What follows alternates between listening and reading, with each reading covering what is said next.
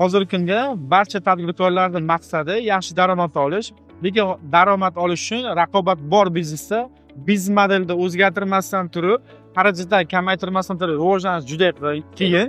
Bugun biz Franchising Business Expo'da Hasan aka bilan birgalikda tadbirda ishtirok etyapmiz va ular bilan birgalikda franchising usulida qolganlarga o'z franchizalarni taklif qilyapmiz.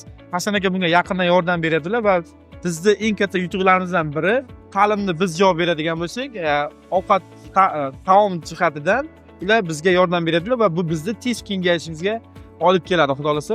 Hasan aka, bugungi tadbirda tadbirkorlarni savollarini ko'rib turibsiz. Qanaqa nazorat qilasiz? Tadbirkorlar zo'r savollar beryapti. Hamma o'shani ko'proq foyda qilish, nima qilsa halol bo'ladi, nima qilsa zo'r bo'ladi degan kelgan. Tadbir международный, ya'ni xalqaro bo'lganligi uchun har xil odam ishtirok etyapti bu yerda. Lekin o'zingiz ham ko'rdingiz, obed ham qila olmadi-ku. Kechgacha tinmadi, xudo xolasa. To'ylarimiz yaxshi deb xudo xolasa o'ynayman aka. Omad tilayman sizga. Sizga ko'rishing.